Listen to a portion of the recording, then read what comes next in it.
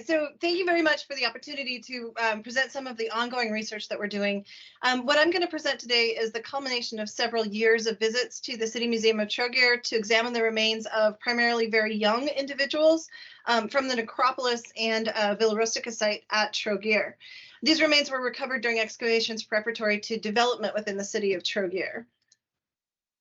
So here we have a map of Croatia showing the relative location of Trogir.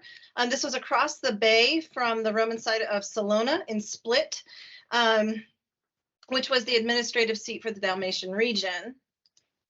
And here we have a map of Trogir showing the island city that has archaeological deposits that date back to the Romans, as well as the modern city that is extended onto the mainland. So this presentation will look at two different types of cemeteries located up along the Putragalina, the modern day Putragalina, and these are located up here in the red circle and along the red line down below.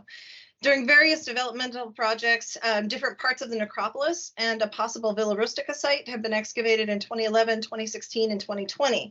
It's likely that additional development will necessitate excavation of more of this necropolis, and so the analysis that I'm presenting today should really be viewed as preliminary. So the first one I want to talk about is the potential Villa Rustica site, and I'm probably going to refer to this as VR throughout. This was in use between AD 0 and 400, and this may have been a small private cemetery.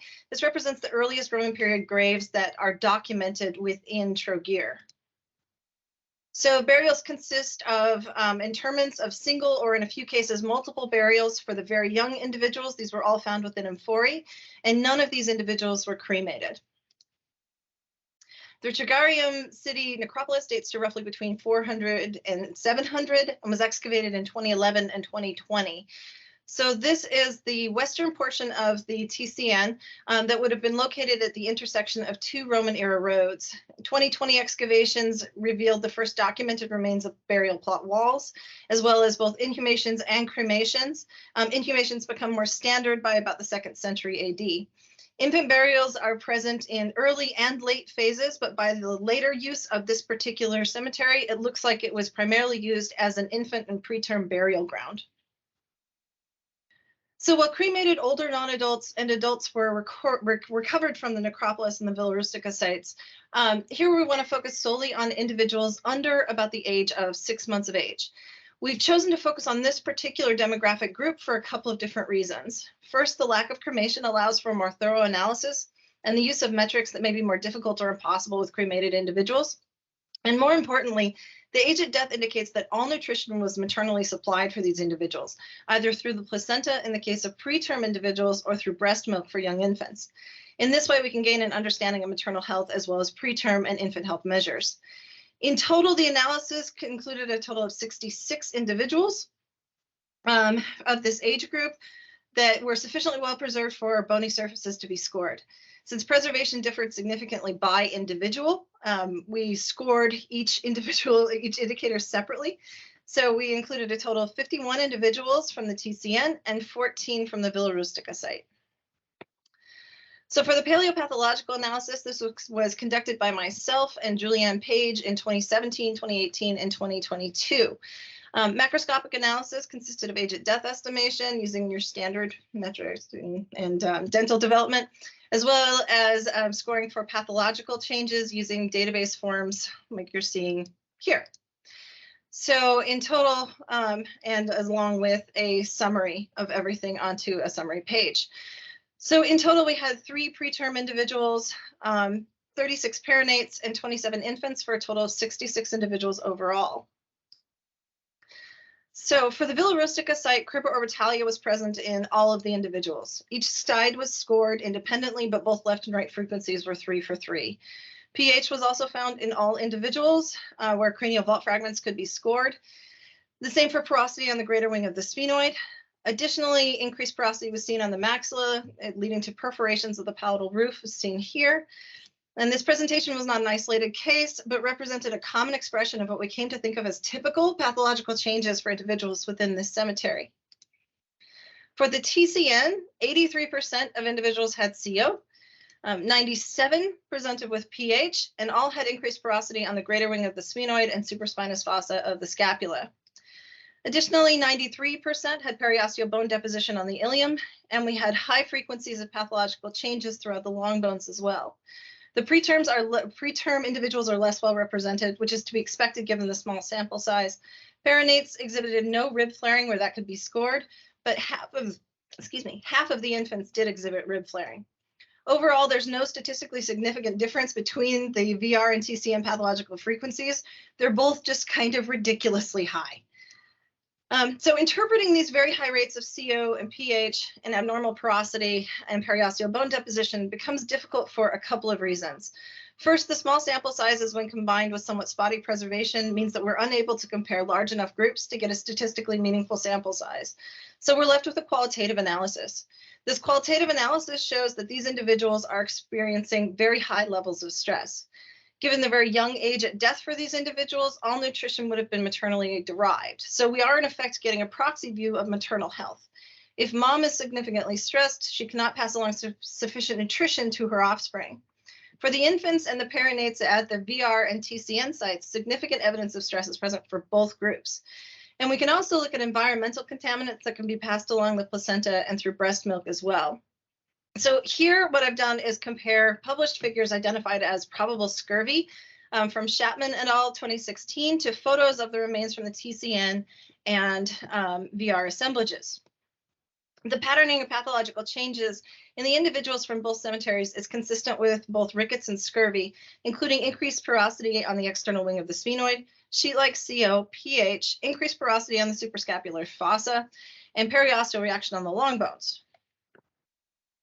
Also visible in some instances were flaring of the sternal rib ends consistent with rickets. Snoddy et al. In 2018, Chapman et al. 2016, and Brickley et al. 2018 all provide diagnostic criteria for identification of scurvy and rickets, as well as examine the comorbidities between these two disorders. In particular, Chapman and colleagues note that pathological presentation of rickets and scurvy are dependent upon numerous factors, including the order of onset, severity, and duration. They also note the inhibitory relationship between the two, making one appear more dominant than the other, with typically scurvy being more prominently expressed. In particular, these diseases are typified by subperiosteal hemorrhage, indicated by the presence of periosteal bone deposition and increased porosity on bone. This may be related to the production of collagen, which is necessary for proper growth and maintenance of vessels. With disrupted collagen production, vessels are weak and prone to rupture. They repair themselves poorly and so are more prone to rupture, creating a troublesome loop that can only be improved through proper consumption of vitamin C and D, leading to better collagen production and therefore more structurally sound vessels. While it is possible that metabolic diseases may have been present in antiquity in Trogir, the diet of coastal Romans should have been high enough in sources of vitamin C. Exposure to sunlight should have been sufficient for the synthesis of and transmission of vitamin D to offspring during development. So we're left with the question, why are these offspring so sick? And why are so many of these individuals dying so young? So lead poisoning has long been hypothesized to be a large factor in the fall of the Roman Empire. Lead was widely used throughout the Roman world, particularly in urban settings. Plumbing pipes were made of lead. Lead-lined ceramics were used to produce sapa. Lead-lined ceramics were used to produce sapa, used to sweeten wine and preserve fruits. Lead-based paints were commonly used in particularly upper-class structures. So while not the first to suggest this, Gilfillan linked lead consumption and subsequent poisoning to changes in fertility within the Roman Empire. Lead exposure can impact both male and female fertility and birth outcomes. In males, lead exposure has been linked to oxidative stress, leading to defective sperm formation. Female fertility can be examined by looking at both birth rates and through the rates of spontaneous abortion and so on. Edwards in 2014 detailed the changes in birth rates in Washington, D.C. between 1997 and 2009, both during lead contamination of the drinking water supply and the introduction of public health measures. Birth rates decreased between 1997 and 2003, and after the introduction of public health measures between 2004 and 2006, rose steadily. Birth rate is both a function of female fertility then and a rate of spontaneous abortion or miscarriage. Lead poisoning has been linked to increased rates of miscarriage, stillbirth, and infant mortality as well. This is due to the fact that lead exposure on the part of the mother is transmitted through the placenta to the fetus and later through breast milk to the infant, which may start to display pathological changes. In modern case studies, lead has been linked to increased risks of maternal hypertension, preeclampsia, fetal hypoxia, intrauterine growth restrictions, low birth weight, premature delivery, placental rupture, and spontaneous abortion. These studies are all summarized in Moore et al. In 2021, which I'll talk more about later. So lead is typically introduced to the body via oral or respiratory routes. Once introduced, it infuses into the bloodstream.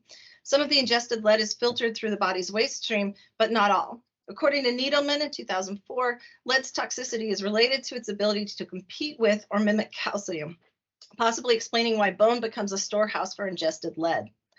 Warren in 2000 reported that over 95% of retained lead becomes distributed into bone. The effects of lead poisoning are cumulative, and sequestered lead in bones may leach out into the bloodstream and leading to symptoms again before becoming again sequestered within the bone. Lead poisoning impacts the development of collagen, impacting vascular permeability. This can result, again, in subperiosteal hemorrhages that may be indistinguishable from periosteal reactions caused by other processes. So pregnancy and lactation are stresses that create higher demand for calcium, which has been shown to have an effect on blood lead levels. Calcium is released from bones during pregnancy and lactation, allowing for an increased absorption of lead into the bones and transmission of lead through the placenta to the fetus with disastrous effects. As Moore and colleagues in 2021 put it, quote, "We can presume that high maternal lead exposure and subsequent lead burdens would go unmitigated with knock-on consequences for young offspring," end quote. Adults have more ability to excrete lead than children or infants, and so their accumulated lead levels tend to rise more slowly than children or infants. Children and infants experience the same type of response in terms of anemia, impaired collagen formation, and so on, but lack the resources of adults in terms of their ability to excrete lead. So their comparative retention remains higher than adults. This may have an impact on infants' ability to fight off infectious diseases that commonly impact them, such as whooping cough, diphtheria, measles, and so on. So in this way, lead poisoning may act as a comorbidity factor for infectious diseases as well. So Moore in 2019, and later Moore and colleagues in a book chapter and an article in 2021, examined the role of lead poisoning in childhood health throughout urban sites within the Roman Empire. In the 2021 article, they specifically paired paleopathological analysis with chemical analysis of lead concentrations from 173 individuals across the empire. They found a negative correlation between age at death and core tooth enamel lead concentrations. High lead concentrations were also found in individuals with paleopathological signatures of metabolic diseases, like you're seeing from their figure 3. So this is remarkably similar to what we have for both the VR and TCN sites. So Moore in 2019 highlights also that rural versus urban lead exposures vary. She also notes that bioarchaeological analysis that explore rural versus urban lead poisoning are rare. Modern studies examining urban versus rural lead exposures show that higher lead concentrations exist in urban dwellers than in rural dwellers. And pre-Roman societies have been shown to show lower lead concentrations than Roman period sites. So we're currently working with the Institute for Anthropological Research in Zagreb to develop a project where we will test these individuals for lead concentrations. And we plan to kind of expand this to include other rural sites from the region as well, to include more individuals to test for differences in exposure in lead and to see if these different exposures in lead based on the lead concentrations have a relationship with pathological changes to the bone. For now, this really remains a tantalizing possibility, one that fits with the available literature, based a lot on the work of Moore that's come out recently, Moore and colleagues, but one that requires chemical testing to verify. For now, we can say that individuals from the VR site and from the TCN site have high levels of pathological changes, and that these changes seem to be consistent with identifiable metabolic diseases such as rickets and scurvy. But they're also consistent with lead poisoning. So hopefully with chemical testing in upcoming years, we'll have a better idea of rural versus urban lived experience in Roman Croatia, particularly within Dalmatia. So I want to thank you guys for putting this together. This has been just a hoot and a half to watch the other presentations. The funding for our work to do this, for Jules and I to go over to Trogir, was funded through an SRI grant from Mississippi State University, as well as from a grant through the Cobb Institute for Archaeology. And I do have just a ton of references on here, and they're not showing up for some reason, so I can provide those if you'd like to later. I do apologize.